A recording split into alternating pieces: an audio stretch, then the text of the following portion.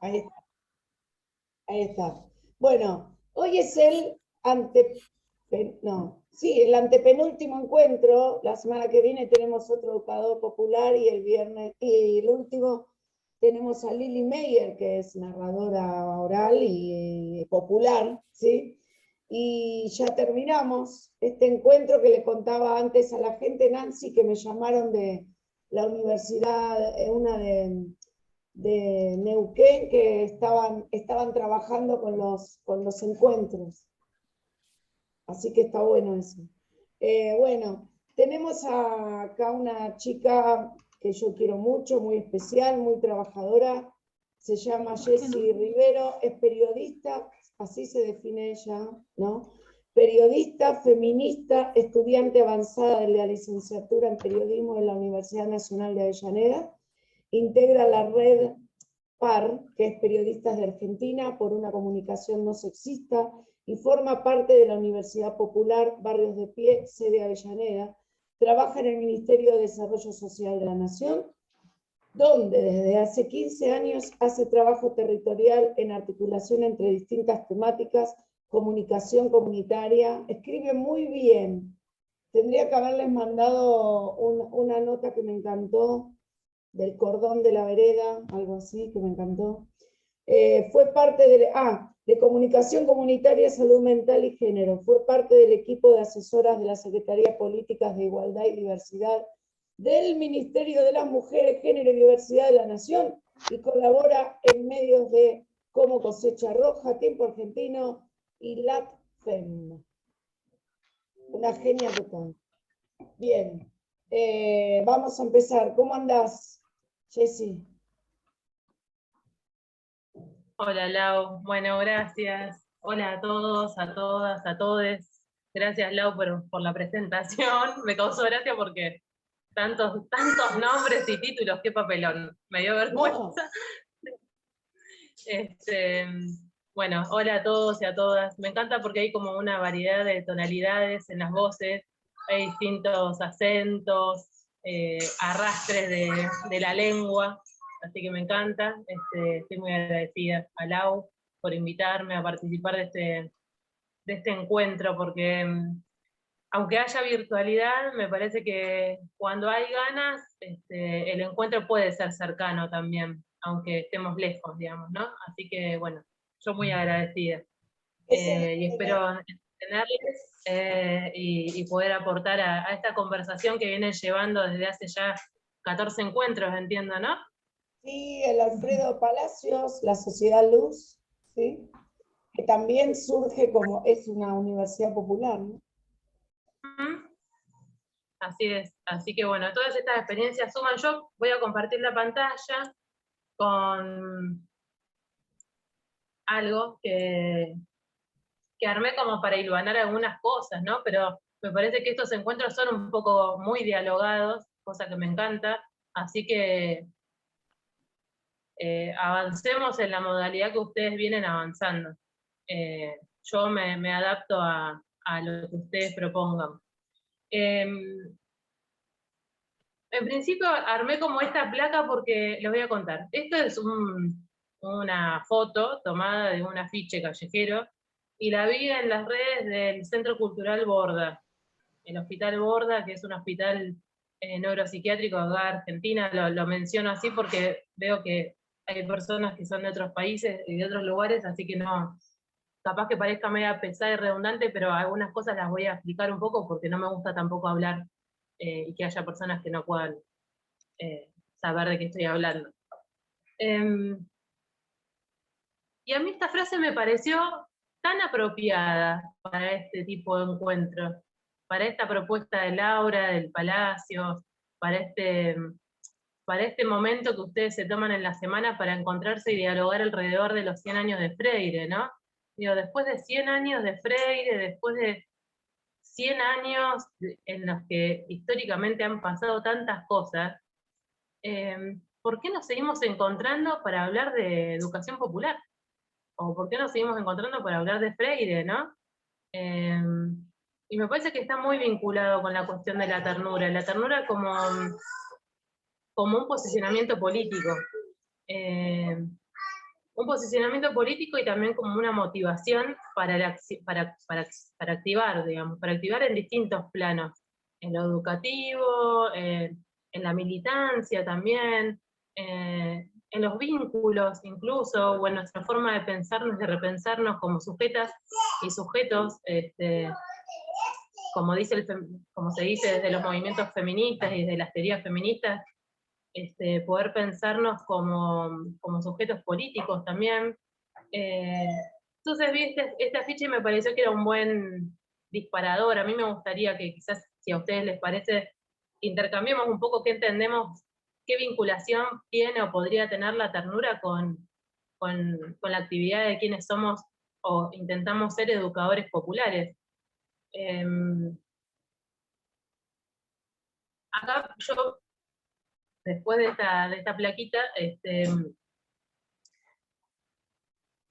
encontré una frase de Fernando Ulloa, que es un referente en el campo de la psicología, pero que también es uno de esos pensadores que trata de ampliar los horizontes de las ciencias sociales, hacerlos más amplios, ¿no? Hacerlos llegar a las mayorías, poder difundir las ciencias sociales de una perspectiva mucho más popular, no sé si usar la palabra popular quizás, pero sí ampliarlo, ¿no? Romper un poco los términos y los límites de lo académico.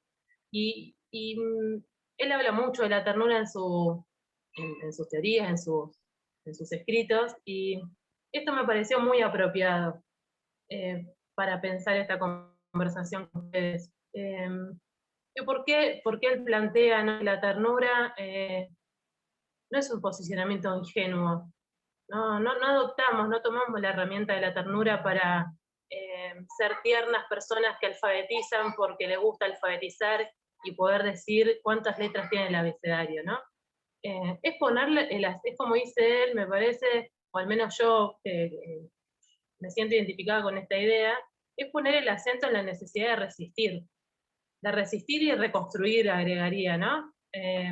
Los lazos sociales que son destruidos o que son limitados por un sistema dado, capitalista, patriarcal, entiendo yo también, en el que hay pocos que tienen mucho y muchos que tienen poco.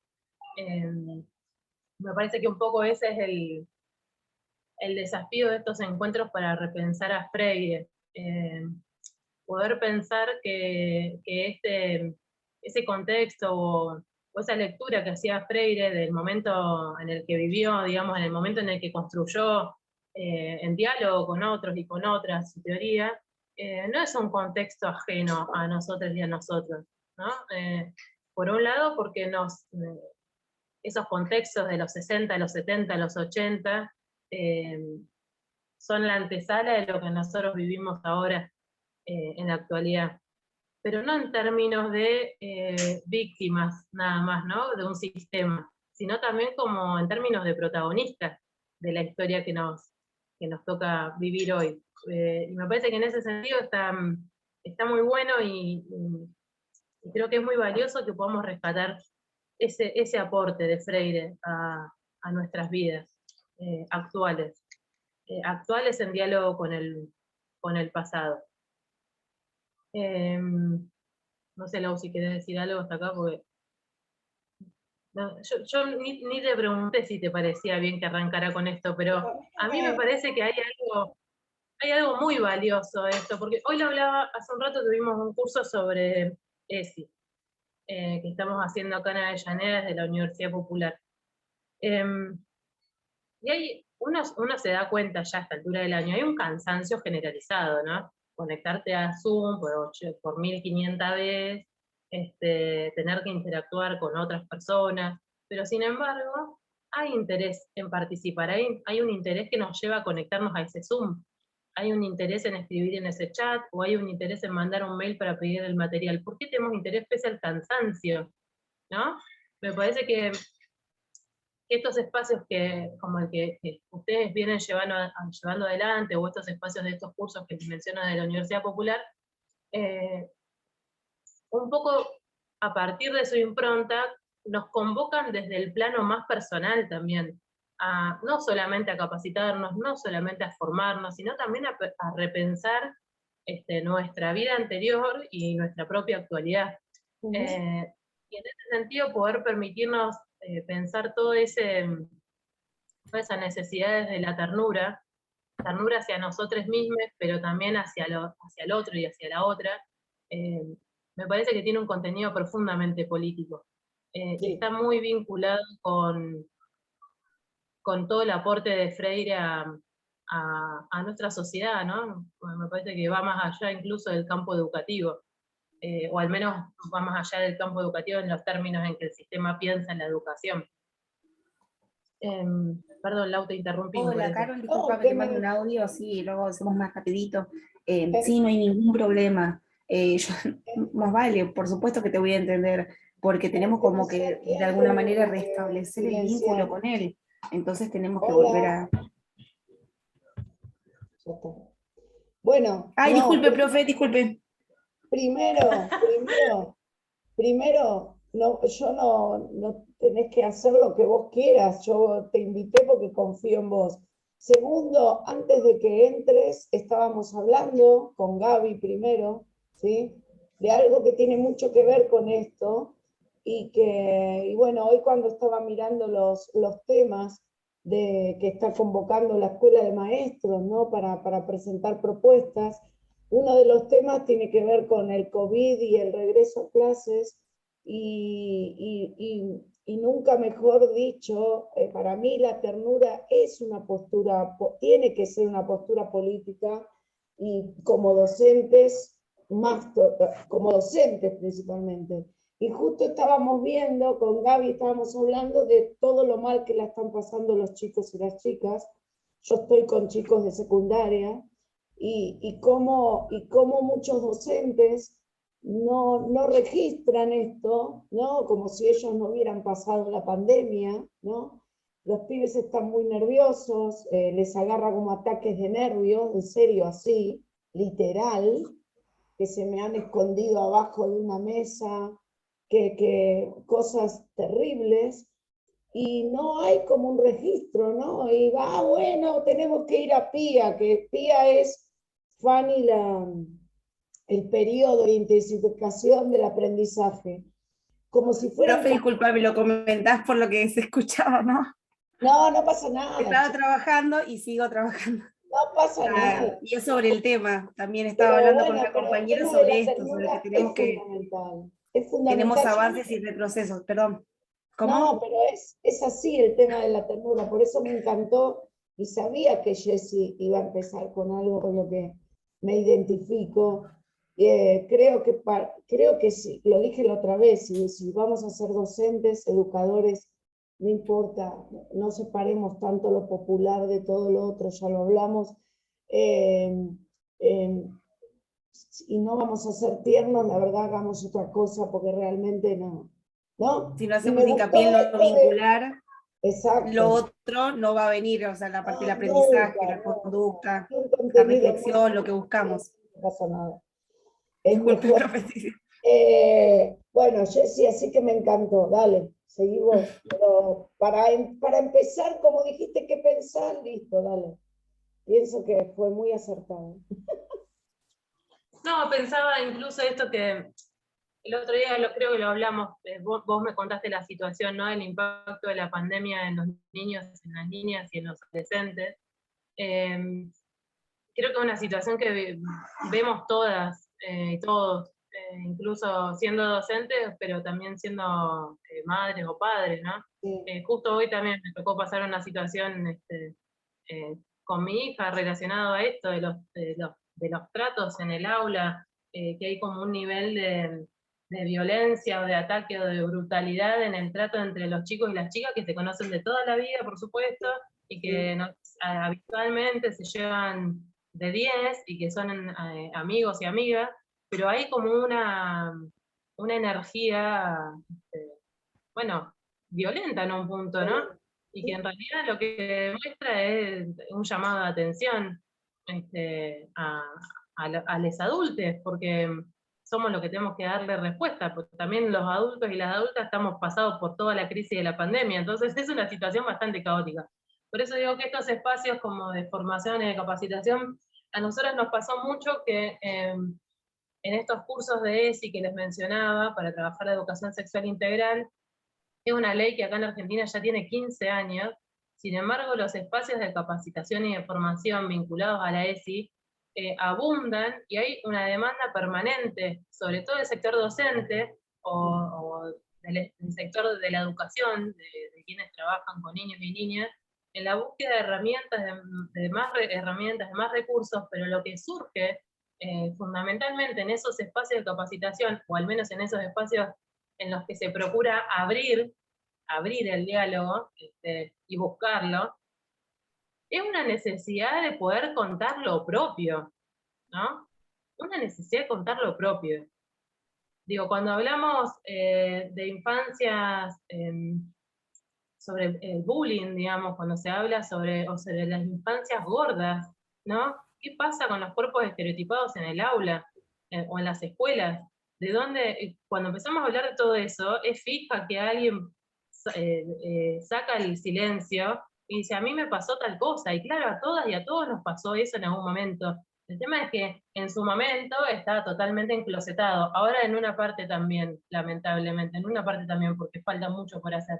Mucho. Pero hoy estos espacios para los adultos y para las adultas nos permiten repensar a esa infancia o a ese niño o a esa niña que existía en el pasado, pero que también existe en el presente, dentro de nosotras y de nosotros, ¿no? Porque ese niño o esa niña muchas veces es el que habla en nuestros enojos, en nuestros miedos, en nuestras represiones, en nuestras negaciones, en nuestra forma de vincularnos con los otros y las otras. Por eso digo, estos encuentros en los que a mí me parece vital, digamos, el aporte, no voy a descubrir nada, ni les voy a aportar nada nuevo diciéndoles esto, pero digo, Freire es una cosa tan maravillosa, porque el tipo se permitió hablar de todo, se permitió trabajar en un montón de campos, y aportó o inspiró a poder pensar un montón de otras cosas más. Y de alguna manera, como en el feminismo se piensa que una vez que una se entera de determinadas cuestiones sobre el patriarcado y demás, se dice que te pones las gafas violetas y empezás a ver el mundo con esas gafas violetas y empezás a visibilizar o a ver vos concretamente todas las violencias, todas las desigualdades, todas las vulnerabilidades del mundo machista. Bueno, yo creo que las gafas de la educación popular o las gafas de Freire te permiten ver que la educación popular es un acto, es una acción que uno puede practicar en cualquier ámbito, ¿no? Porque es una forma de ver la vida, es una forma de pensar nuestro ser. Yo pensé mucho cuando Lau me dijo que me invitara a participar. Yo no estoy acostumbrada a esto de ponerme a hablar yo de cosas, porque no es mi campo, digamos, yo soy más de la acción o a lo que me dedico de escribir y demás, pero en un plano, no sé cómo explicarlo, en otro plano, no me pueden ir a hablar como si fuera que tengo algo para decirles iluminador, no es así, no creo que nadie lo pueda hacer tampoco, ¿no? Pero bueno, pero yo me pensaba mucho cuando Lau me dijo, y que bueno, ¿qué puedo, qué conversación vamos a llevar adelante que nos permita pensar algo colectivamente? Y pensé mucho en esto, ¿no? En que la educación popular es una gafa con la que vos mirás la vida, tu propia acción, y que cuando te parás desde ese lugar, ya todo lo que hagas va a tener una vinculación con lo que le pasa al otro o a la otra. Lau al principio decía, mi aspiración es poder practicar un periodismo feminista, ¿no? Es mi aspiración, es un objetivo, sí, eso, un objetivo, creo, un deseo. ¿Por qué digo esto? Porque primero que es una acción permanente. ¿Y por qué feminista? Bueno, porque yo no escribo porque sí, digamos. Porque yo creo que el periodismo es una herramienta, también es una herramienta de la educación popular. El periodismo es una herramienta de los poderes, es una herramienta de los sistemas que oprimen, que ejercen desigualdades e injusticias. pero también es una herramienta para poder visibilizarlas, también es una herramienta para poder modificarlas. Entonces, por ejemplo, en el campo del periodismo, bueno, en el campo de la historia oral hay algunos códigos compartidos, por lo que yo fui aprendiendo con Lau, ¿no? Que es la herramienta de la historia oral es algo que yo empecé a conocer este año gracias a Lau, y me parece maravillosa, porque es una práctica totalmente democratizadora, y que nos permite registrar en la memoria un montón de cosas que pasan desapercibidas y que después viene fulano de tal con plata a escribir un libro y va a contar cómo fue esa etapa de la vida de esa sociedad. Pero resulta que había un montón de menganos y de fulanos, y de menganas y de fulanas, haciendo otra cosa y queda en el olvido. Y digo, este aspecto compartido con la historia oral me parece que tiene que ver con el valor de la escucha. Hay digo, en la práctica periodística, digo, cuando te enseñan a escribir una noticia, ¿no? Por ejemplo, te enseñan que la estructura de la noticia son las 5 W. Son 5 preguntas básicas: qué, cómo, cuándo, quién, dónde, ¿no? Eso es como lo esencial. Vos respondés esas 5 preguntas y tenés una nota de 1000 amores. Ahora, ¿alcanza con eso?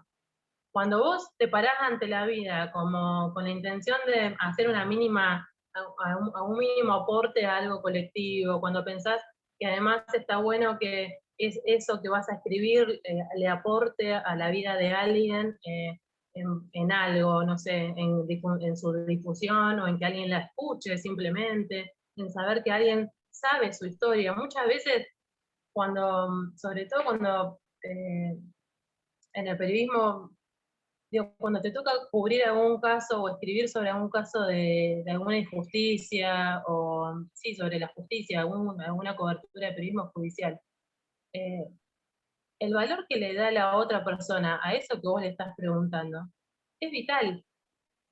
Y yo creo que y creo que esa atención, o esa valoración de esa persona a la que vos le estás preguntando, es la mayor responsabilidad ética de quien pregunta, ¿no? Y entonces ya no podés pensarte nada más como un simple redactor de 5W, porque lo podés hacer, pero digo, si te vas a proponer vincular ese periodismo con un acto educativo y poder pensar ese periodismo en el marco de una comunicación no hegemónica, una comunicación popular, o una comunicación que incorpore otros aspectos de la vida de una sociedad, bueno, las 5W no te sirven para nada, porque vas a responder y vas a poder situar a una persona en un hecho que aparte puede ser real o no, ¿no? Porque digo, no hay una verdad en eso que vos vas a decir. Vas a contar un hecho, en todo caso. La verdad como tal no existe en esa noticia que vas a contar. En todo caso vas a contar algo que es verosímil y que puede ser, y que es veraz, pero no sos dueño de la verdad. Entonces, Perdón, me hiciste acordar a algo que pasó en 2010. Mirá qué sintonizadas que estamos. En Praga, yo fui a dar un curso de historia oral, y estaban los popes de la historia oral, que es Portelli, ¿no? Y otros de Sudáfrica, bueno, unos popes, pues siempre dicen lo mismo. Portelli yo lo quiero mucho, pero bueno. ¿Y sabés cuál era el problema que planteaban?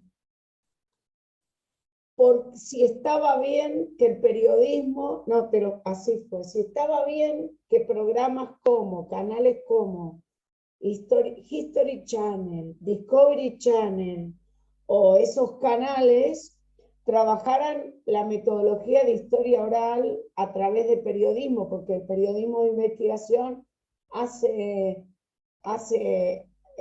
algo parecido, ¿no? Y yo decía, esta pavada está hablando esta gente, ¿no? Es un problema que...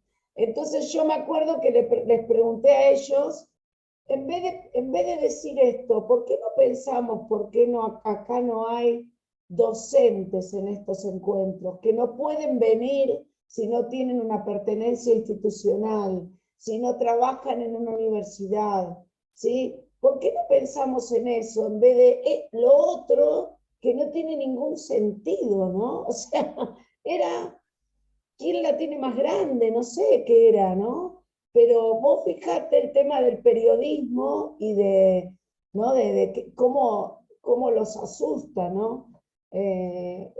A esta gente. Para mí no tenían de qué hablar, nada más que eso, no tenían otra cosa. Fanny, te quería preguntar algo. Bueno, Sí, buenas tardes. Muchas gracias, Jessy, por aclarar esta parte del lenguaje a los que no somos del área de la zona sur de América. Pero yo quiero enfatizar algo que a mí realmente me motivó a meter este curso. Yo sé que es en la Universidad Palacios, pero en este instituto, pero realmente descubrí en un curso anterior la gran figura de Freire.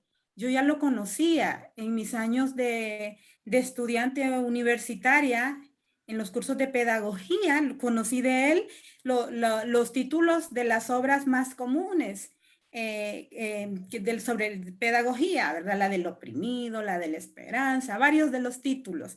Pero yo desconocía totalmente la parte epistolar de él y es allí precisamente en donde encontramos una ternura desbordante en la obra de Freire.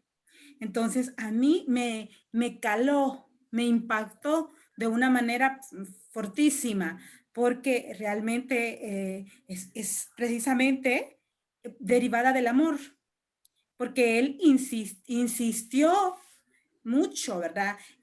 Siendo un hombre tan genial, era adulto, y le escribía a su sobrinita las cartas a Cristina, las cartas a Nartensinda, lindísimas, con una gran ternura que me conmovía, realmente lloré, no me da vergüenza.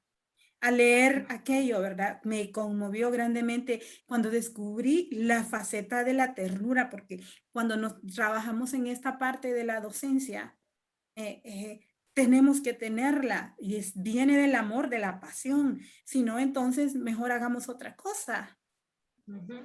Pongámonos a hacer tantas actividades que son buenas, que son, vamos a decir, dignificantes, pero realmente la educación, el que es docente, tiene que tener ternura porque viene del amor.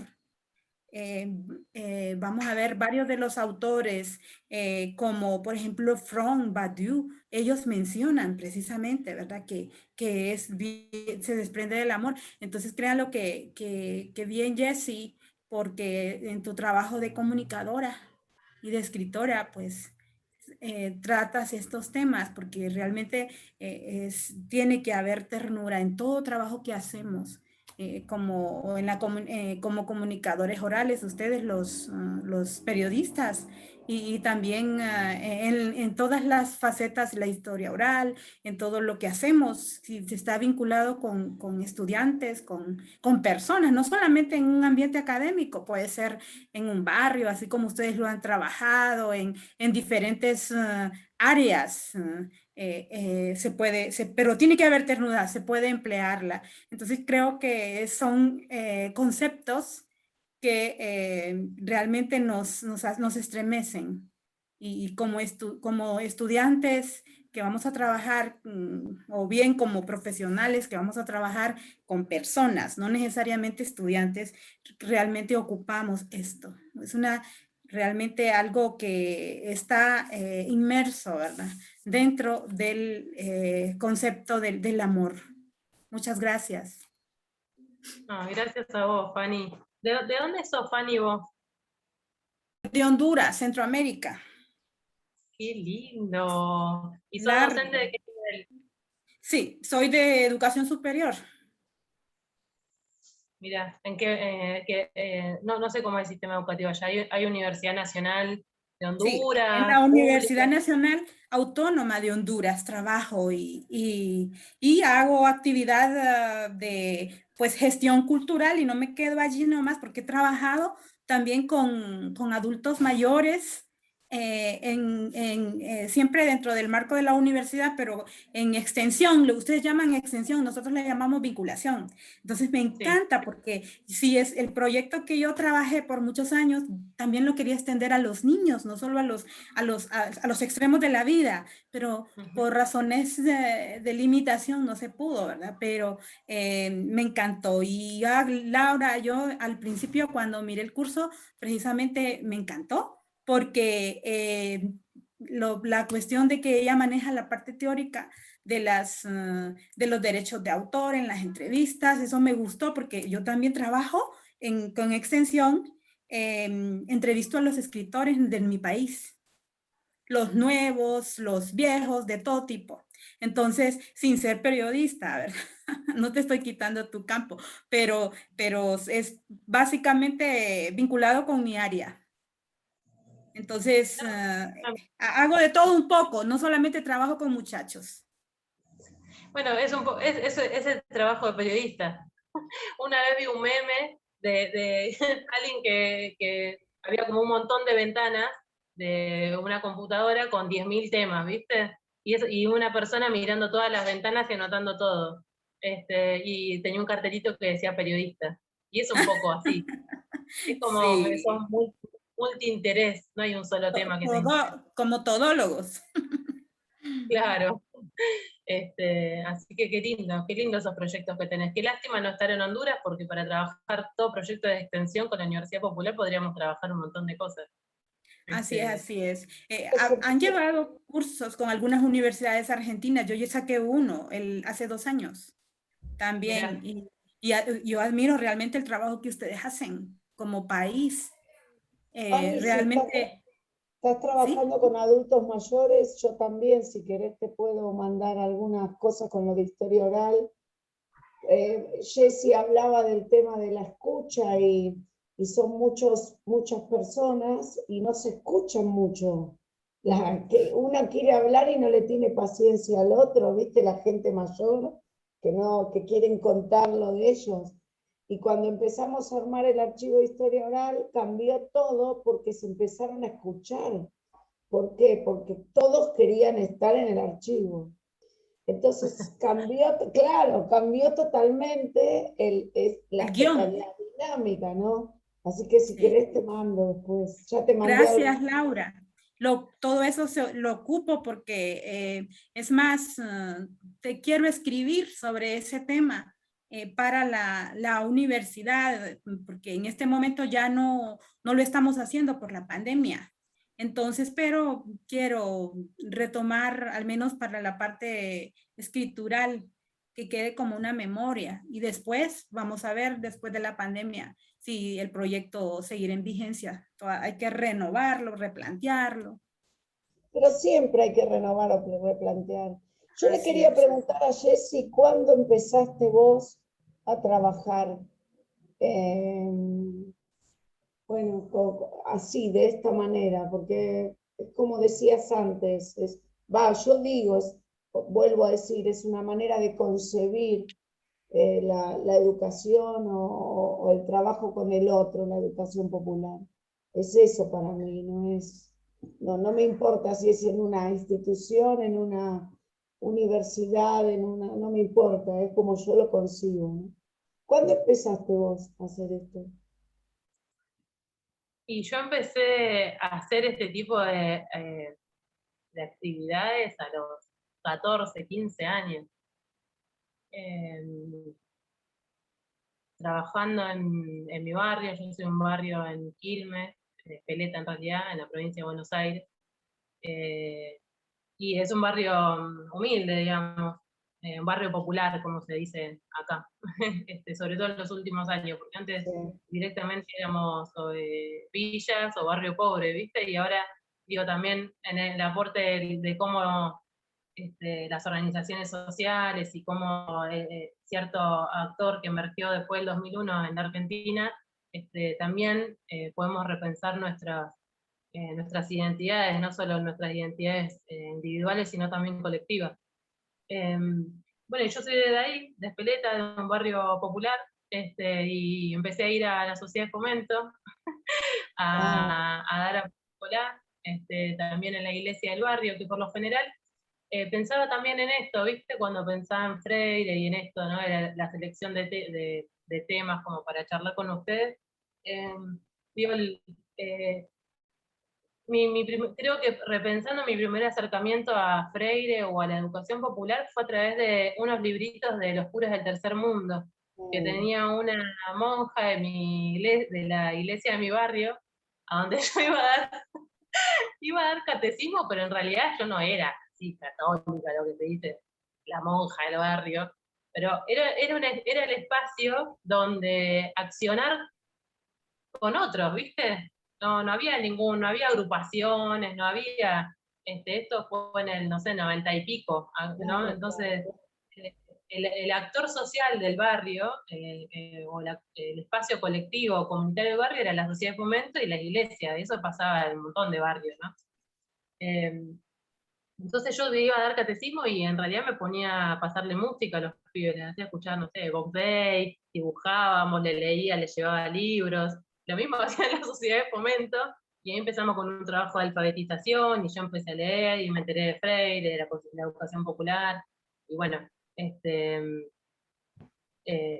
la escuela también, en la escuela secundaria, yo terminé la escuela secundaria en el 2001, que ahora estamos a 20 años, del 19 y 20 del 2001, del 19 y 20 de diciembre del 2001, que acá en Argentina fue una jornada crucial, ¿no? Como país. Fue de alguna manera el cierre de toda la etapa no el cierre definitivo, pero sí en términos políticos, me parece, o históricos, fue como un hito, después de los 90, después de la dictadura, en donde hubo una salida masiva del pueblo a la calle, y a partir del 2001 arrancamos ya en otra etapa histórica de nuestro país, donde aparecen más actores sociales y políticos, más allá de los dos poderes, los dos partidos que se alternaban en el poder.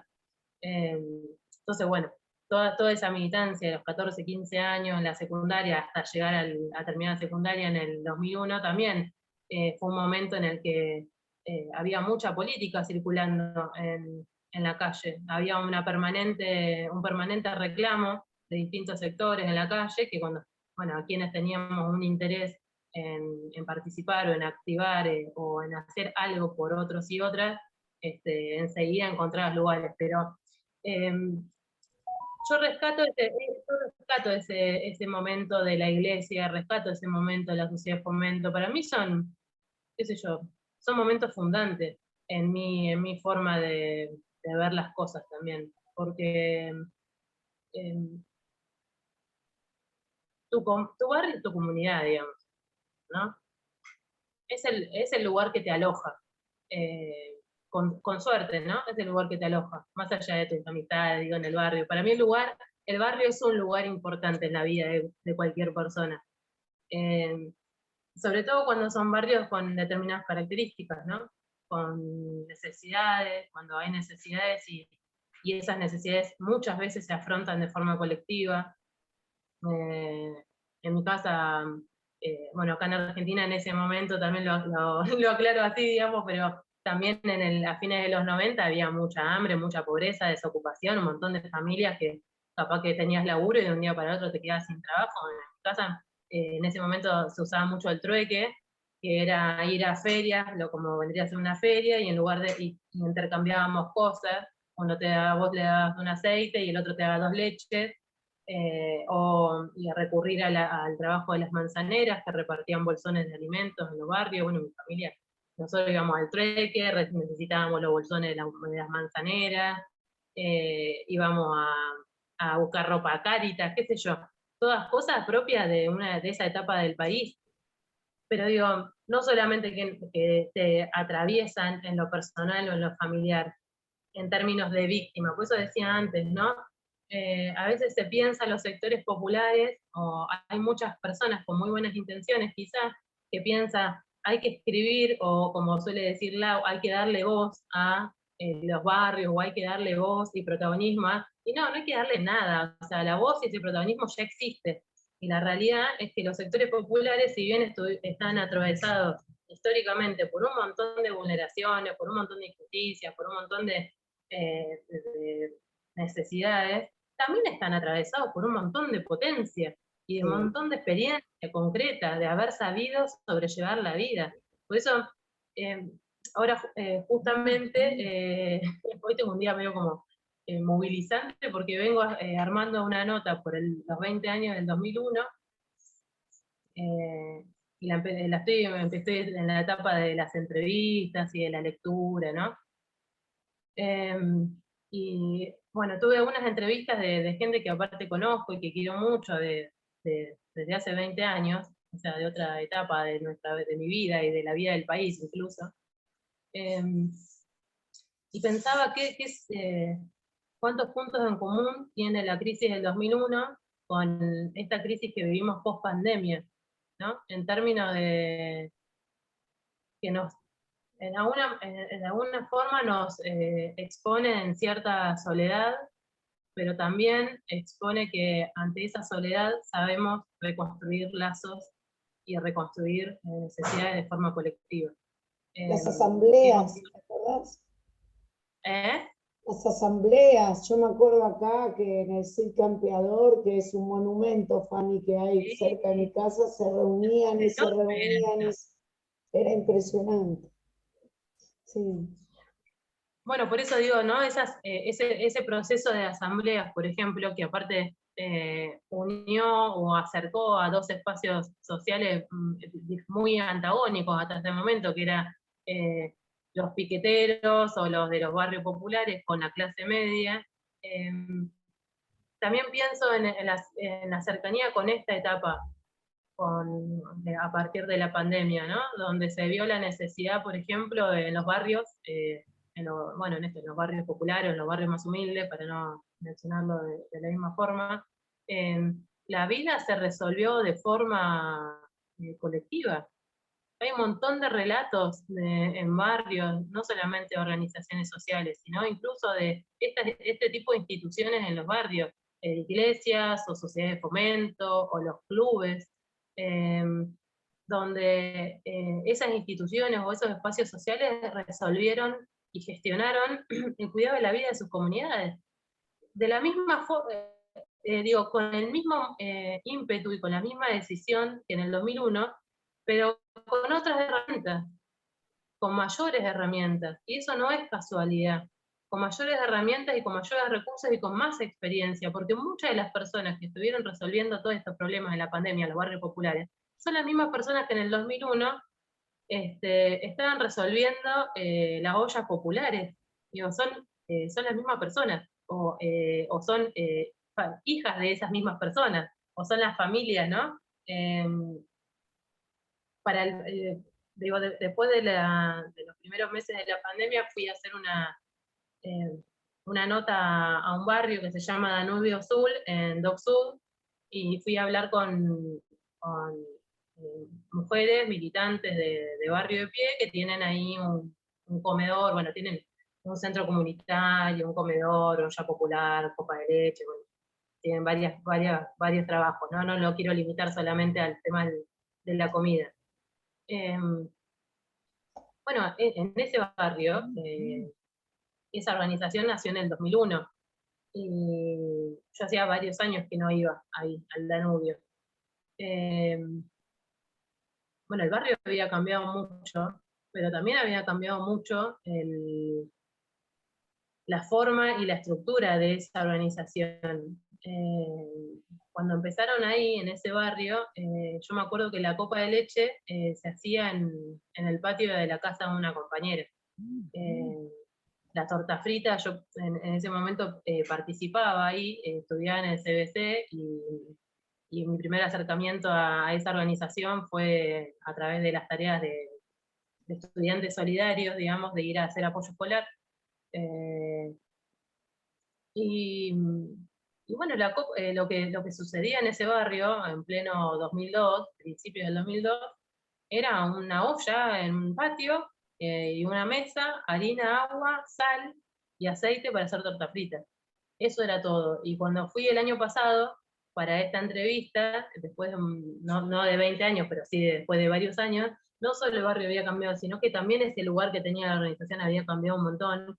Y ahora había otras compañeras haciendo la copa de leche, el comedor. Me contaron la forma en que se organizaron incluso con otros movimientos del mismo barrio, para que en plena pandemia todas las familias del barrio tuvieran comida todos los días. Entonces ellas cocinaban lunes, miércoles y viernes, y la agrupación Pirulo hacía la comida jueves y martes y jueves, y otra organización hacía la copa los sábados, y de esa forma gestionaron y resolvieron que en ese barrio de 500 familias nadie se quedara sin comer a causa de no poder salir a laburar por el COVID. Y digo, eso, bueno, más adelante lo voy a poner ahora, mira, porque ahora me di cuenta, lo puse más adelante. Mientras lo pones, Sí, hoy hablábamos de los chicos y la pandemia, y la crisis sí. del 2001, cuando mirás para atrás, porque yo estuve haciendo entrevistas y los chicos también, yo misma tenía a mi hijo con 4 años, ¿sí? Hay un nene que se llama Kimei, ahora es grande, que se quedó sin su cumpleaños solo llorando porque lo que veíamos en la tele, que era lejísimo de la casa del nene, lejísimo, ¿no?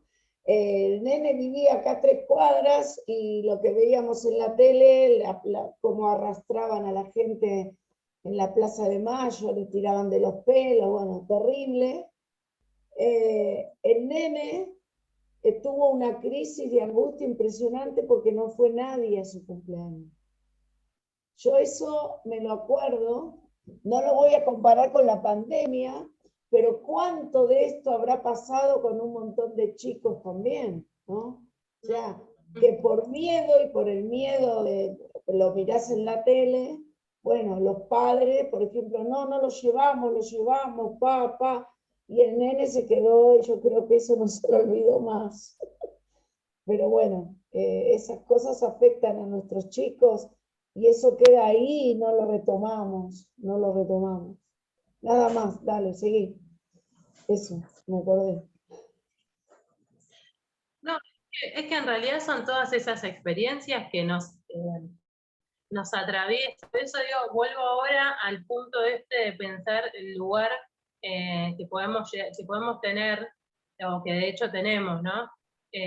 O la posibilidad de ser un sujeto o una sujeta totalmente pasivo y pasible de lo que le puedan hacer y accionar sobre sí mismo, o ser sujetos protagonistas o ser sujetas protagonistas, y que muchas veces eso de ser protagonista ni siquiera es una decisión consciente, porque digo, no sé, en el 2001, no sé hasta qué punto todo el mundo, te diría que sé que gran parte de quienes salieron a populares, a dar apoyo escolar, a buscar laburo para todos, o a reclamar por lo que hacía falta, no es que decían, no, vamos a hacer la militancia del reclamo y vamos a fundar tal cosa.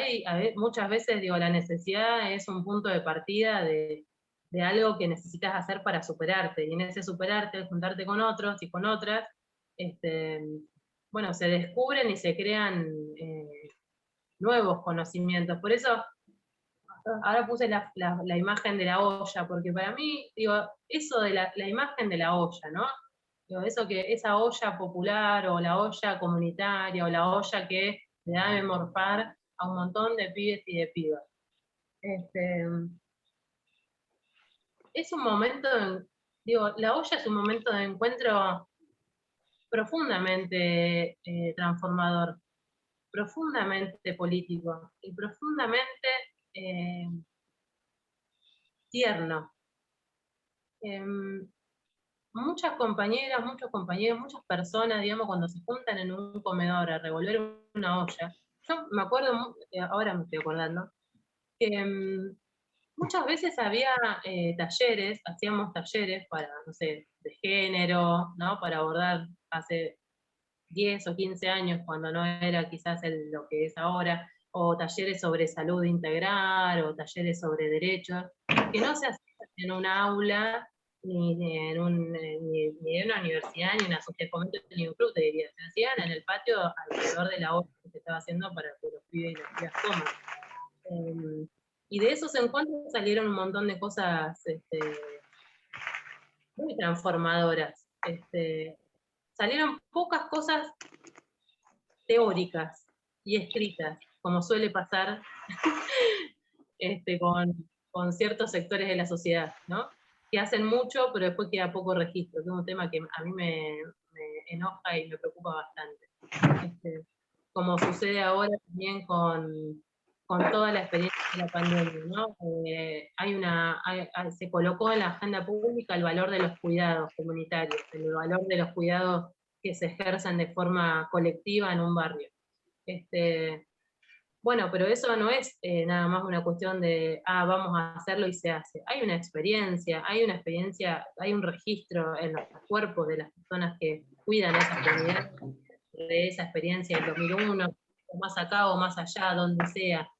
Hay un conocimiento ahí situado, arraigado en la experiencia y en la escucha de esas vecinas y vecinos con los que se trabaja. Y todo eso a veces pareciera que no va a quedar registrado en ningún lado, ¿no? Porque después las teorías las construyen 2 o 3 personas. Y es un tema ese también, para poder pensar, pero bueno. Escúchame, Jessy, Camila quería preguntarte algo, Camila García, ¿no, Cami? Sí, hola Jessy, no, en realidad un poco en base a esto que decías, que en realidad vos decís que quizá no queda en cuanto a registro de eso y demás, pero los que fuimos niños en la pandemia, crecimos con esa. O sea, yo tenía, no sé, 6 años y me acuerdo de mi vieja caceroleando y saliendo a decir, no, bueno, esta harina la tenemos que llevar acá. Y mi casa no era la más rica del mundo ni nada, y no me acuerdo de que se hable de política cuando yo era chiquita, y sin embargo ya crecimos con ella, ya sabíamos que la solución estaba por ahí, que había que ir a ayudar al comedor, que eran los mismos pibes de la escuela. Digamos, por ahí no quedó por escrito, que es cierto, ¿no? De todos los movimientos, las revoluciones, después quedan muchos libros, pero en la práctica no pasa nada. Pero sí pasa que de todo eso quedó en nosotros, o sea, los que hoy, no sé, tenemos 20 y pico, crecimos con esa. Sí. Como que ya lo vimos natural, yo no estuve antes. Para mí, ya sé que cuando hay crisis hay que salir a ayudar a un comedor, ¿entendés? Es así, como que es natural para mí, porque crecí en estas últimas décadas. Cami, sabés que en el primer congreso de historia oral que hicimos, en el 2016, un lugar que se llama San Antonio, en Río Negro, los chicos son los que presentan los trabajos, el profe le dijo, bueno, a ver, tienen estos temas para hacer, y los chicos dijeron, no, nosotros queremos hacer la crisis de 2001, porque nuestros padres se quedaron sin trabajo, y ahí empezó todo un montón de problemas. Por otro lado, también empezaron otros desafíos, y los pibes se vinieron de San Antonio haciendo historia regional, cada grupo, ¿no? Se hicieron una historia regional a partir de la que es el 2001, uno que era pescador, el otro que era, bueno, y fue muy fuerte escucharlo, ¿no? Porque eran chicos de 14 años, te estoy hablando de 15, en el año 2016, que a partir de lo que le pasó a los padres y a las madres, reconstruyeron su infancia y su vida, ¿no? También, su Que sí, presente. porque nosotros no tenemos un registro anterior al 2001. O sea, no me Exacto. acuerdo lo que pasó cuando yo tenía 2 años. Para mí, mi vida inicia con el 2001, como que ya desde pequeños subimos conciencia de clase y de gente muerta de hambre y de ir al trueque. O sea, era una salida ir al trueque para nosotros. Exacto. Crecimos en esa. Y mucha gente. No es que, bueno, fue algún sector o algún barrio popular, como dices, no, todo el mundo estaba en esa. Entonces es como, crecimos como naturalizando eso, que era lo normal. Entonces cuando hoy pasa, no sé, cuando arrancó la pandemia, como, sí, hay que ir a dar una mano al comedor. Sí, bueno, es lo normal para nosotros. Es así, lamentablemente, ¿no? Sí, no, es que yo coincido, Cami, con eso. Por eso repito, hay una experiencia que está en nuestros cuerpos, en nuestro registro, en nuestra memoria, en lo que aprendimos a partir de los actos, ¿no? de eso, de la cotidianidad. Lo que me refería con respecto a esto que no queda registro es que a veces pareciera que volvemos a empezar todo el tiempo, y en realidad no volvemos a empezar todo el tiempo. Digo, la crisis, cuando me refería a la crisis post-pandemia, me refiero a que la forma en que una gran parte de la sociedad actuó en esta crisis viene de una experiencia anterior, ¿no? Viene de haber aprendido en otro momento de crisis ciertas formas o ciertas prácticas. Y que a veces esa experiencia, esa práctica, eso que sucede, no tiene el cuerpo teórico adecuado o suficiente, pero no me parece que sea algo inamovible o algo que no se pueda arreglar o modificar. Me parece que es un desafío para quienes nos interesan estos temas, ¿no?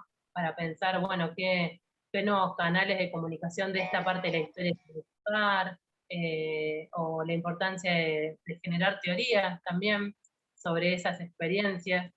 El campo académico o el mundo académico es muy excluyente, entonces poder entrar ahí significa generar estrategias para lograrlo, implica pensar la forma de entrar, y de entrar no para adecuarnos a esa exclusión, sino para forzar esos límites. Esto, digo, por eso también me gusta lo de Ulloa, que lo conocí por mi trabajo en el ministerio con un equipo de psicólogas que bueno, al inicio de la gestión de Macri, no quiero entrar en debates políticos, pero sí para situarlos a ustedes. Digo, yo soy laburante estatal y trabajo en el Estado hace 15 años, y cuando cambió la gestión acá, todos estuvimos en riesgo, digamos, nuestros puestos de trabajo. Y hubo lugares en los que por suerte pudimos sobrevivir, pero no había trabajo, no nos decían qué hacer, había que estar calentando la silla, les voy a hacer así, bruta, digamos, simple. Y en algunos espacios nos empezamos a aprovechar esos espacios para poder generar cosas y poder hacer algo, digamos. Y en ese tiempo trabajé con un equipo de psicólogas que empezamos a pensar el tema de trabajar la salud mental en términos comunitarios. Ella entró, yo empecé a leer y conocí a Ulloa y también a otra psicóloga que ahora no me acuerdo, pero es la que construye un poco, la que tiene la teoría construida sobre salud mental comunitaria. Bueno, y en esa etapa también trabajamos con unos espacios de reflexión terapéutico que hacíamos en Berazategui y en otras localidades, en Morón también, que también ahora, bueno, lo voy trayendo porque está vinculado a esto que estamos, a este espacio, ¿no? A la educación popular. La propuesta de esos círculos terapéuticos, ¿cuál era? Había un emergente en ese momento de crisis económica, de ausencia o retroceso del Estado, y había espacios en que en un momento habían sido muy acompañados por programas estatales que de repente se fueron. Algunos de esos espacios eran los centros integradores comunitarios, los SIC, se llaman acá. Son como, para contarle a Fanny, son como instituciones del Estado en un barrio, ubicados en un barrio, que tienen, por ejemplo, salitas de primeros auxilios, funcionan programas de educación, de alfabetización, o de asesoramiento de programas jurídicos, o de distintos ministerios, ¿no? Ese es como el espíritu de los SIC. Bueno, nada, cuando cambió la gestión, todos esos programas hicieron, o sea, quedó como la carcasa, ¿no? Y los laburantes tratando de remar ahí, de seguir haciendo lo que hacían, pero sin recursos. Esos SIC no solamente convocaban y acercaban un montón de programas a los barrios, sino que los barrios se apropiaban de esos SIC, porque eran centros integradores comunitarios. Esos SIC tenían mesas de gestión, las siguen teniendo, a donde participaban distintos actores de esos barrios. De diverso índole, ¿no? Las escuelas, los jardines, la salita, organizaciones, comedores, bueno.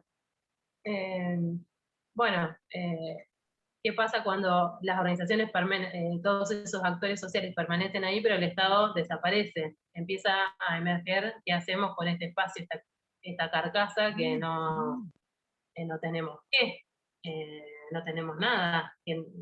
Digo, de lo que había queda muy poco. Y aparte, en el 2015, bueno, acá en Argentina sucedió el Ni Una Menos. Claro, sí. Junio del 2015, acá hubo otro momento, otro hito en la historia de nuestro país, que todo esto que estamos hablando ahora así tan livianamente sobre feminismo, machismo, qué sé yo, bueno, en ese momento no estaba tan en agenda. Ya había algunos avances del movimiento de mujeres, pero no tanto. Bueno, el 2015, ¿qué hizo? Como dicen algunas psicólogas, abren la canilla, ¿viste? Abrió una canilla, Ni Una Menos. Abrió una canilla de, bueno, resulta que todo esto no me pasaba a mí sola, nos pasaba a todas, no es joda. Y todas esas a las que nos pasaban cosas, salimos a la calle y bueno, sucedió el Ni Una Menos, que fue una masiva movilización de mujeres lesbianas, travestis, trans, reclamando para que culminara o cesara la violencia machista, ¿no? Bueno, toda esa canilla que se abrió, resulta que había un montón de situaciones en los barrios de mujeres que empezaban a denunciar, mujeres que se iban de sus casas porque ya no, esa violencia que venían tolerando ya no la querían tolerar más, mujeres que se animaban a denunciar y que después de esa denuncia venía algo peor o algo muy difícil de sobrellevar sola. Y bueno, estos espacios, estos centros integradores comunitarios alojaron a muchas de esas mujeres en estas situaciones. Y ahí tuve la suerte de participar de otra experiencia que también yo creo que es muy desde con las gafas de la educación popular, porque este equipo de psicólogas eran 4 o 5 psicólogas y yo, que claro, o sea, no podían ir a atender un caso particular por día, digamos, porque no trabajábamos solamente en un distrito, trabajábamos en todo el conurbano, como equipo del ministerio. Entonces dijeron, bueno, armemos un espacio que sea como colectivo, que sea de muchas, le dieron un encuadre terapéutico, le dieron un encuadre para que lo que sucediera en ese espacio, en ese momento, fuera como un consultorio en los que rigen ciertos criterios y cierto encuadre desde la salud mental, pero con determinada apertura para que pueda circular la conversación, circule la palabra y que podamos intervenir en esas situaciones. Y fue una experiencia muy, muy rica que a mí me queda todavía como en el tintero de esas historias que quedan por contar, porque nos encontramos con mujeres contando situaciones como que a los 18 años la vendieron a un señor que le pagó a su familia. Y digo, no estoy hablando de 1922, ¿viste? No, la mujer que contó eso, lo que le había sucedido hasta, no sé, hará 20 años, ponele, en el 2000, en el 95, ponele. Es digo, cosas que nos parecen súper lejanas en un mundo, o en una parte de la sociedad, parecen súper lejanas, porque bueno, ahora estamos todos readecuados y ahora el feminismo, no, y bueno, ahora hablamos de cuidados y tenemos un ministerio de las mujeres. Digo, no niego todos esos avances, existen esos avances, pero hay un nivel de eso que ha calado, que está atravesado en muchas vidas, que bueno, que está ahí y que hay que intervenir en esas situaciones. Y esas personas que de repente hay personas que no tienen la posibilidad de decir, voy a ir a terapia a trabajar todo esto, porque bueno, todo esto que me pasó seguramente viven la vida, siguen viviendo su vida de esa forma hasta que se encuentran con otras a las que le han pasado cosas similares y que en ese diálogo con esas otras terminan generando espacios en los que se van sanando colectivamente. Bueno, el primer proyecto que hicimos con la gente de migraciones, que yo nunca te mandé, de migrantes, perdón, es sobre violencia de género, y cuando se escuchaban unas a las otras, había un hombre también que era el marido de una de ellas, y el marido decía, ¿no? A lo mejor como mi papá se fue, yo no vi eso, por eso yo nunca pegué, ¿no? Y fue fuertísimo, ¿no? Se escuchaban, pero todo con la historia oral, porque con la metodología y haciéndolo ellas y ellos, o sea, no yo, sino que, y escuchándose y viendo que, bueno, que este señor, ¿no? Diciendo, claro, puede ser por eso, ¿no? Fue un momento fuertísimo, al menos para mí, ¿no? Que también sufrí de lo mismo, ¿no? Y decís, debe ser por eso, ¿no? Por eso te digo que, digo, primero, ¿no? ¿Qué es lo que te encuadra cualquier intervención en la vida? Bueno, tus objetivos. ¿Qué vas a buscar de tal espacio, de X espacio? ¿Cuál es el objetivo? ¿Generar algo colectivo? Bueno, las gafas que te vas a poner, los anteojos que te vas a poner van a ser las gafas de la educación popular, de una educación que dialogue, una educación que escuche, de una educación que permita el diálogo, que habilite, que genere esos espacios, porque ese es otro tema también, ¿no? Digo, a veces decimos, no, bueno, sí, este curso está pensado para que dialoguemos y todo, bueno, pero a veces el diálogo y la escucha necesitan un empujoncito. Vos tenés que incentivar ese diálogo, esa conversación, o habilitar que el otro o la otra tengan la palabra. Entonces, digo, esta forma de mirar la interacción o la forma de relacionarnos con otras personas, el aporte de la educación popular me parece que es vital, es fundamental. Y te permiten determinar parando en la vida, o en todas las vidas que nos atraviesan en realidad, en distintas situaciones, pero distintas, o con puntos de cercanía o no, pero en todas nos termina pasando algo similar. Y cuando digo pasando, por el cuerpo, o en nuestras experiencias, porque esto que yo les contaba, no sé, digo, de esto de salud mental, ¿no? De mi trabajo con las psicólogas, y para mí tiene un montón que ver con lo que, no sé, con las experiencias que recuerdo de cuando hacía apoyo escolar. Porque si lo tuviera que graficar, yo en todas esas situaciones me imagino un círculo. Quizás la forma de graficarles ese tipo de experiencias es como cierro los ojos y veo un círculo de personas. Un círculo de personas reuniéndose a tratar de resolver algo. Y me parece que un poco ese es el espíritu de la educación popular. O al menos es el espíritu que a mí me gusta recordar o traer al presente en experiencias en los distintos campos de la educación, porque él también pasó por la experiencia estatal, con un cargo en el Estado de San Pablo, creo que era, y eso me parece como importante, ¿no? Porque, bueno, el tipo era como un militante de la cuestión, y la peleaba en distintos planos, que es un poco, bueno, lo que creo que a todos nos pasa, esto que incluso traía Fanny, ¿no? Que decía, bueno, yo hago esto, soy docente, pero después cuando empezó a contar hace un millón de cosas, con un millón de intereses, vinculaba a un montón de personas, lo mismo que Lau, que digo, su espada y su herramienta es la historia oral, pero si yo le digo, no, estamos trabajando tal tema, te dice, no, porque yo la historia oral la trabajé con tal cosa. O sea, la herramienta en sí, esa herramienta, esa espada con la que ella sale a trabajar con otros o a defenderse con otros, eh, eh, bueno, la vincula a un montón de temas, a un montón de comunidades, a un montón de grupos de personas. Porque en definitiva es eso, ¿no? Cuando encontrás una herramienta con la que hacer algo, después la llevas para todos lados. Así que bueno, me parece que eso es como lo... Yo le doy mucha importancia a las palabras, ¿viste? Te hago una pregunta. Yo, por ejemplo, hay palabras que no digo más en los libros que van a salir ahora y en los últimos que salieron. Fanny, vos tenés algunos, vas a ver que no las digo más. Yo no digo enseñanza más, ¿sí? Construcción del conocimiento, esto de enseñanza, aprendizaje. Bueno, hay un montón de palabras. ¿Pensás que Freire ¿seguiría hablando hoy de educando y educador? Porque educando, nunca me gustó la palabra educando, ¿no? Pero bueno.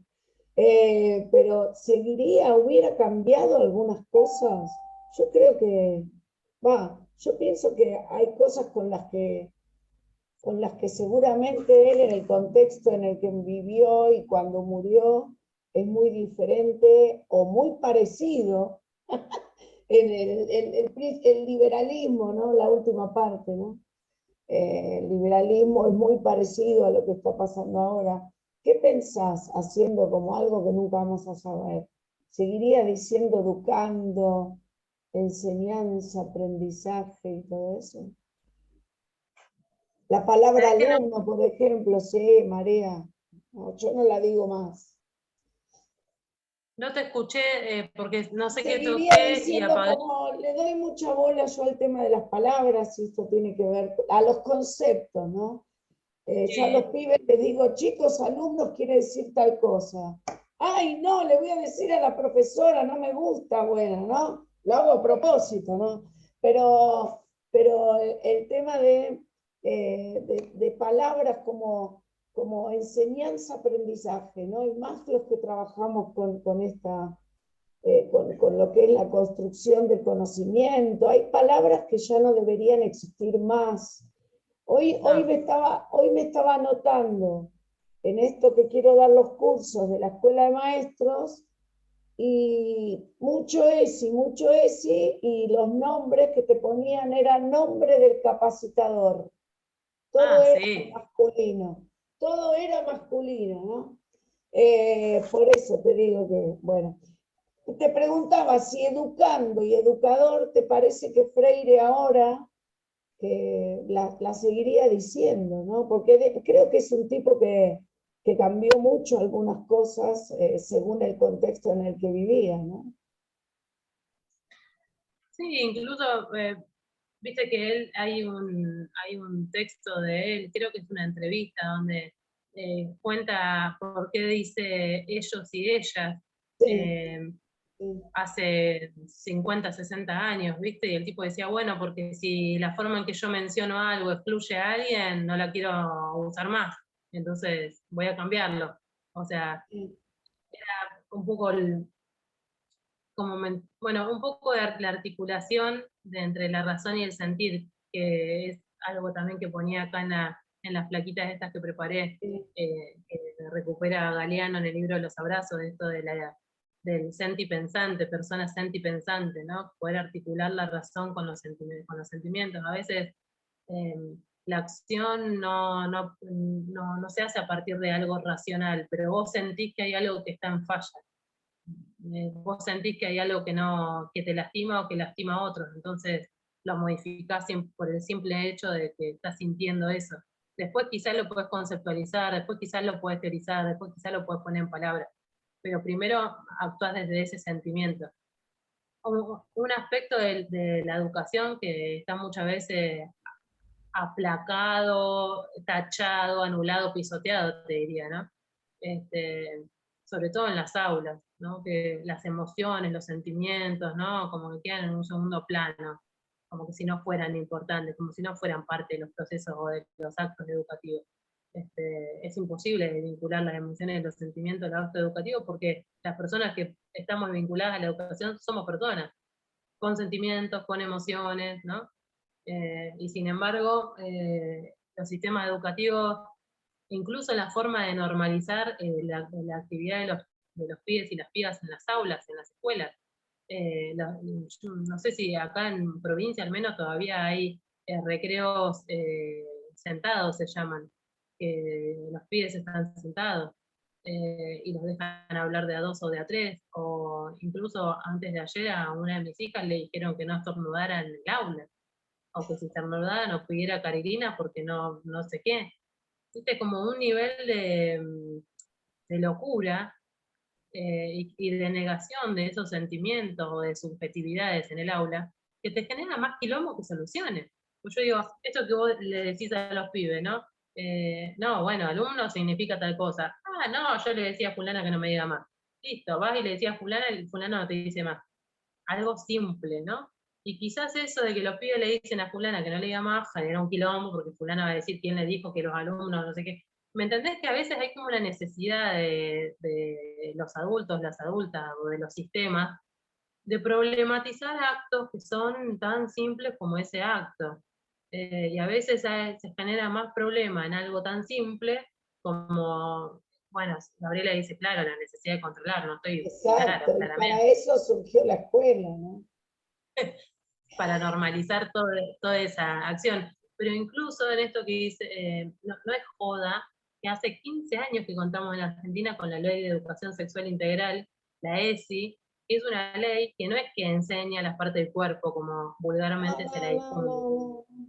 no, Es una ley que pone sobre la mesa todas estas cuestiones de las emociones, los sentimientos, las subjetividades, lo contextual, la importancia de lo contextual, ¿no? Poder pensar el acto educativo o ese momento de enseñanza, entre comillas, repensando las palabras, que no es lo mismo en una escuela en la que no hay ni ventilador que en una escuela en la que hay aire acondicionado, donde los pibes van con la panza llena y otros, los pibes apenas tienen el desayuno. y además hay Lo tantos de la recursos para trabajar, tantos que no entiendo, o sea, tanta cosa hay. eh, no sé, a mí eso me da mucha impotencia, el tema metodológico, para mí es el problema de la escuela, ¿no? Y muchas veces tiene que ver con no querer, ¿no? Con no querer hacer otra cosa. Y digo, no se aburre esta mina haciendo esto, yo me embolo, ¿viste? El pibe se porta bien con vos, me dicen ayer, solamente se porta bien con vos. Y le digo, así, con esta voz. Y le digo, y no sé, y no será, y no te preguntaste por qué. Le digo, a lo mejor se aburre, no sé, ¿viste? Pero no hay, nos falta mucho a los docentes ahí. eh, Todavía estamos catalizando, me parece, en los encuentros, y catalizamos, y se dice catalizar, ¿no? Sí. Pero falta un montón yo no la llamo formación, ahí está. Es no me gusta decir que yo formo a la gente y estas cosas, ni capacitar, ni nada, pero, pero nos falta un montón de animarnos, todavía el miedo está, eh, y bueno, tenemos que enfrentarnos a eso. Y Galeano, a quien yo conocí, él se tomó un whisky y yo un café irlandés en Uruguay durante 2 horas y media, fueron las 2 horas y media más hermosas, una de las más hermosas de mi vida. No terminó séptimo grado, ¿sí? Y hizo todo lo que hizo. Y él me dijo, yo tengo la Universidad de la Calle. Y así yo estuve en la traducción de todos mis libros. Y estuve, y bueno, y se le notaba también, ¿no? Eduardo Galeano, sí, Eduardo Galeano. Y se le notaba eso. Así Sí, que, bueno, por eso, tiene que ver porque la educación tiene que ver con un montón de planos y de aspectos en la vida de una persona. Creo que estamos en otra situación ahora, sí, gracias a un montón de personas, ¿no? Desde Freire a Galeano y a un montón de otras y de otros menos conocidos incluso, eh, que nos permiten ampliar esos horizontes de la educación. Y yo, en esto que vos me preguntabas antes con respecto a educador y educando, yo creo que sí la repensaría porque esa forma de mencionar a las personas invisibiliza a otras. exacto. Eh, y simplifica algo que ya nos dimos cuenta que es mucho más complejo, ¿no? Que en el momento ese en el que nos encontramos a generar conocimiento hay múltiples factores y múltiples protagonistas. Y no mencionarlos, bueno, invisibiliza. Ujú. Así que, además, las palabras, o el acto del habla, o todo lo que decimos, ¿no? Somos prisioneros, creo que no me acuerdo quién era que lo decía, pero somos prisioneros de las palabras. Estamos todo el tiempo sujetos a cometer errores. Cuando cuando nombramos algo. El tema es que siempre estemos en alerta y con la apertura suficiente para poder repensar eso que estamos diciendo, ese acto de mencionar, de nombrar.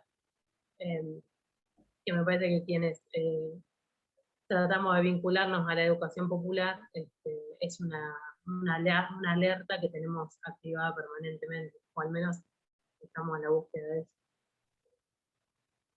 Qué lindo, como alguien quiere hacer alguna pregunta. Recién Gaby me decía que es todo tan clarito y tan lindo que no hay, no sé, yo te escucho y estoy, como siempre me pasa, no sé, sos una persona que da mucha paz cuando habla. No sé qué les pasa a ustedes, a mí me pasa eso con ella.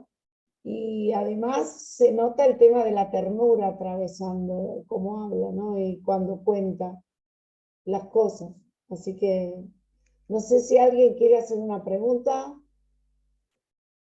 Compa, por ahí. ¿No? Hola. No sé. Bueno. Pero porque está es muy apasionante. Mira qué lindas. Sí, exacto. Qué linda esta frase. Gracias. Bueno, no sé No, si... gracias a todos y del otro lado escuchando, preguntando, o comentando. Acá Facu Perdón, te quería hacer una pregunta. sí, Facu, decime. Sí, yo quería preguntarte con respecto al tema de lo político, ¿no? Si bien la educación todos sabemos que es un acto político, que todos los actos humanos son actos políticos, el tema es que cómo tocamos la política sin despertar reacciones, porque hoy en día, como está la sociedad y con la bronca que hay, podría decir de un lado y de otro, pero la verdad que no pienso que sea de esa manera. Pienso que hay un gran odio, sobre todo con el tema del peronismo, ¿no?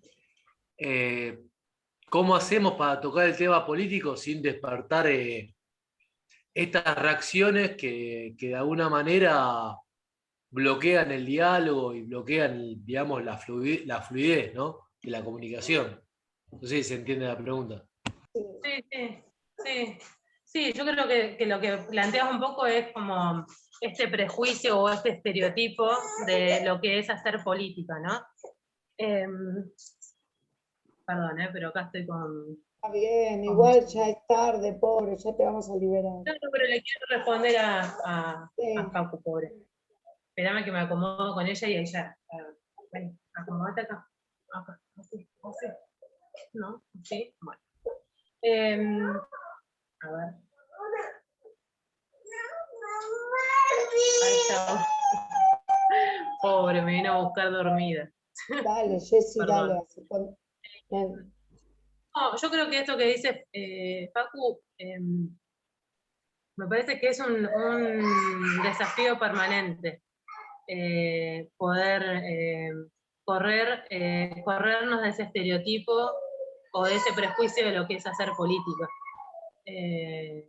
Porque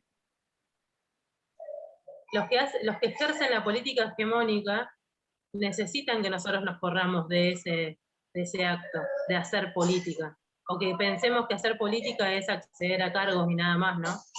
Entonces me parece que... Espérenme un segundito porque se me largó llorar mal. Espérenme un segundito.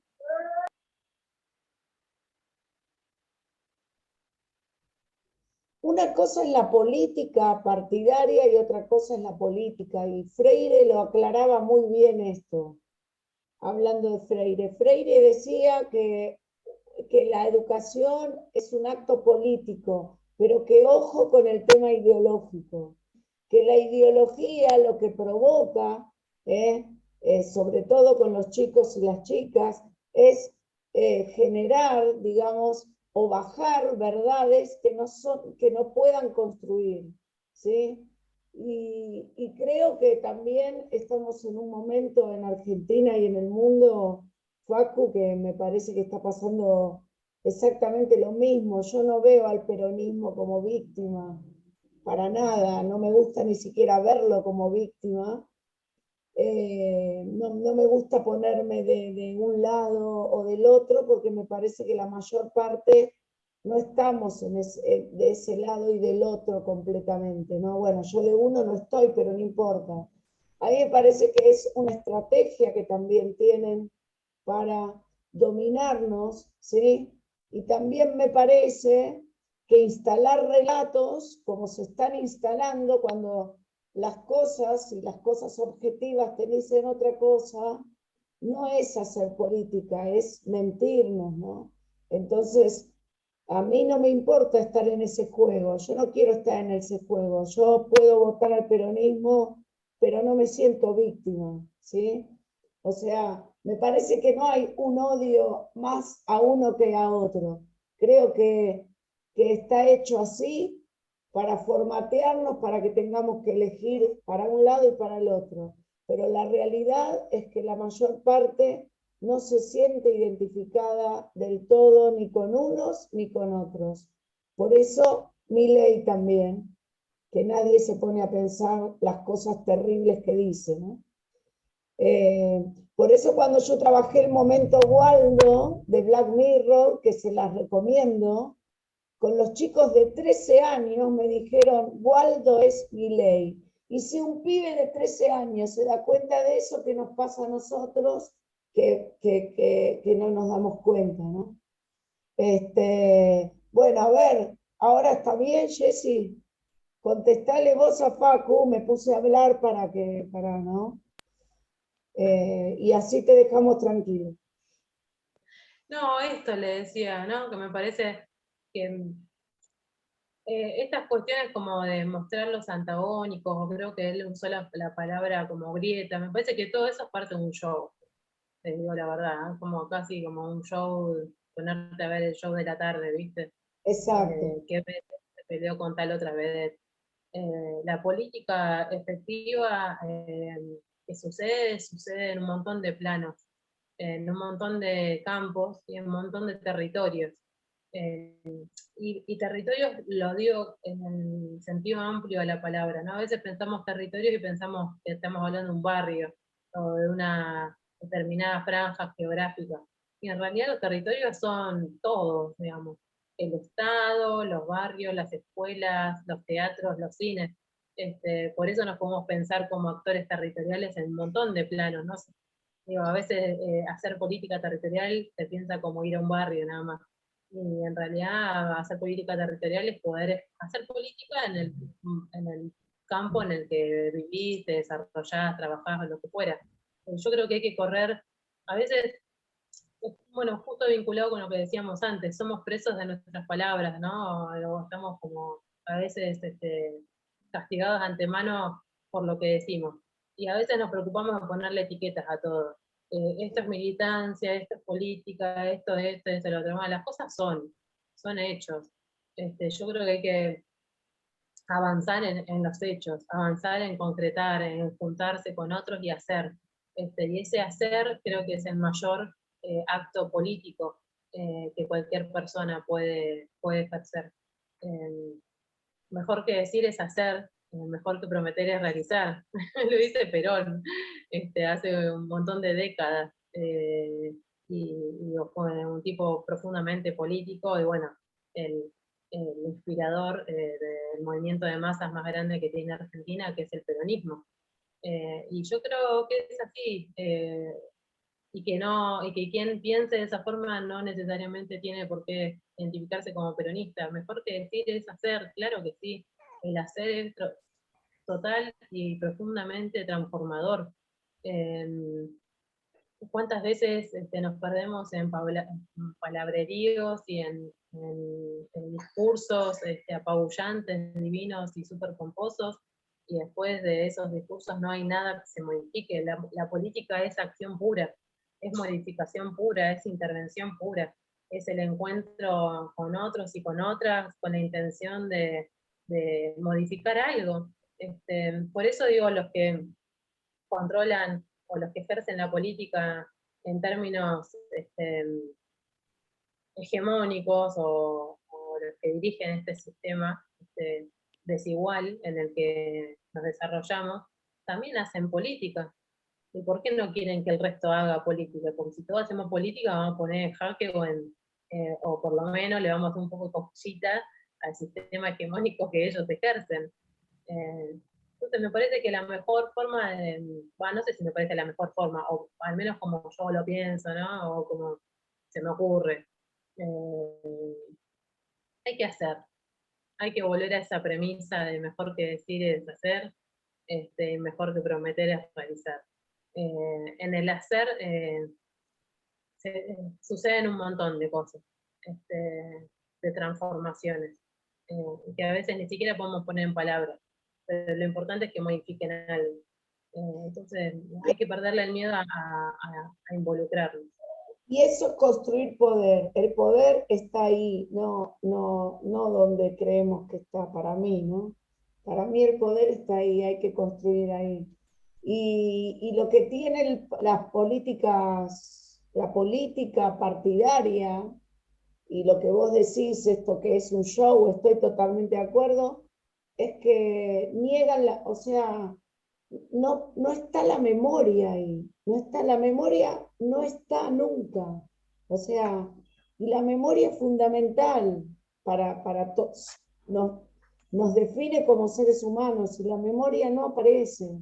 Es como que hoy es una cosa, nos olvidamos de lo que hicimos ayer, lo ponemos a Massa, porque yo a Massa profundamente no lo puedo soportar, lo ponemos a Massa, que ayudó a Macri en todo su gobierno, y después lo metemos, entonces no hay memoria, no hay, ese es para mí el principal problema, que nos quitan la memoria, y cuando vamos a votar, pasa lo que pasa.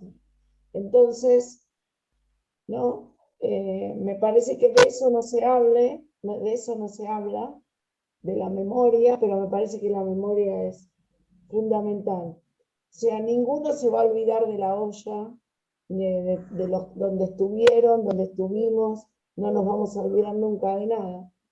Pero hay muchos que están en esos lugares hegemónicos, como vos decís, que se olvidan de un montón de cosas, ¿no? Pero bueno. Sí, creo que tiene que ver con que ese es un poder, ¿no? No es que haya un poder y otro no. Creo que permanentemente que esto que decís vos, ¿no? Que el poder popular es el que se cocina todos los días en un montón de planos y de territorios. Después me parece que hay otro nivel que tiene que ver con la estructura de la política de un país, de un estado, ¿no? De un gobierno, que bueno, entran en juego un montón de otros factores. Para ese problema que tenés vos con Massa, Perón también tenía otras frases, un montón de frases haciendo alusión a las necesidades del movimiento y demás. Sí, está bien, pero en el caso de Massa, él le votó a todo a Macri, entonces yo eso no me lo puedo olvidar, ¿entendés? Sí, te lo decía en chiste, ya que lo citaba. Lo acompañó a Davos. Apoyarlo en el foro económico de garcas más grande del mundo, fue con Macri a apoyarlo. Eso, cuando yo entré a Barrios de Pie, les aclaré a la gente de Barrios de Pie: a mí no me pidan que vaya a hacer política partidaria para que se vote a Massa. Me dijeron: no, Laura, está todo bien. Porque no, la memoria es muy importante. Bueno, tenés la nena chiquita. Voy a necesitar la máquina de la máquina que instalaste, que casi vas presa, para hacer pochoclo, para poder... Hoy un chico trajo la máquina para hacer pochoclo a mi casa. Claro, alterno con las bananas de gorila, el pochoclo a mí me viene mejor. Che, te están dejando unos mensajes divinos, Fanny, excelente, Jessy, Magalí Steinberg, excelente, felicitaciones por el trabajo, y te vamos a dejar tranquila. Yo te agradezco de corazón, te admiro profundamente, y nada, acá está diciendo muy claro todo, y realmente nada, a seguir. Y gracias por dejarme participar, estar con vos también en algunas cosas. Bueno, gracias a ustedes, a todos, a todas que estuvieron ahí del otro lado con Mirá ganas de lo que escuchar. dicen acá, estuve 2 horas y media con la piel de gallina, ¿eh? Todos acá, ¿eh? Gracias, gracias, qué lindo. ¿Viste, Jessy? Bueno, gracias. Muchas Bueno. gracias por invitarme. Te dejamos gracias en nombre de Palacios y de la Sociedad Luz, y después te mando la grabación. Y gracias a todos por seguir estando. Faltan 2 encuentros, así que gracias por estar siempre. Bueno, mucha suerte con eso. Un besito grande para todos y para Chao. todas. Gracias, Lau. Que se duerma bien, pobrecita. Bueno, un beso. Chao. Chao, Copa. Nos vemos. Chao. Chao, saludos. Chao, chao, chao.